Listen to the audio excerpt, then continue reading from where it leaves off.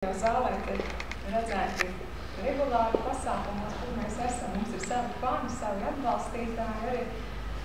Un jāsaka tā, ka mēs ar Kasparu būtībā pasaules uztverē un izjūtā esam līdzīgi kā divas ūdens lāsas.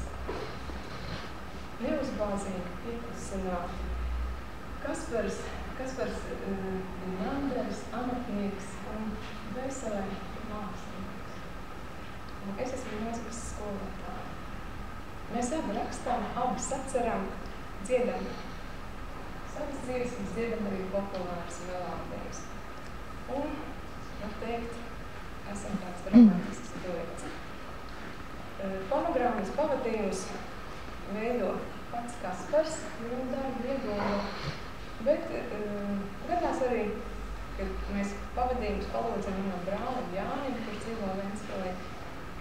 Un tagad mēs nodziedāsim populāru Imanta Kalniņa dziesmu, kad vēji kalnos rāpjas. Cik pavisam nesen mēs bijām no ziemā, gaidījām pavasari, un tagad mazs mirklīts, lai atcerētos šīs pavasara gaidas.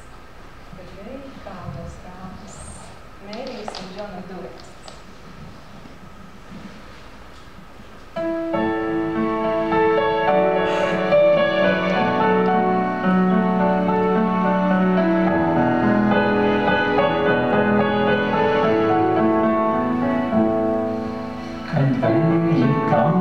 Rāpjas, kad balti vīzis mīl, tad tikai ūdens nozaļo projām iet aizvien. Tā mūs klusās debes, kā asins pildīts lāns, kā ilgi labāts un neņem pasācīts vārds.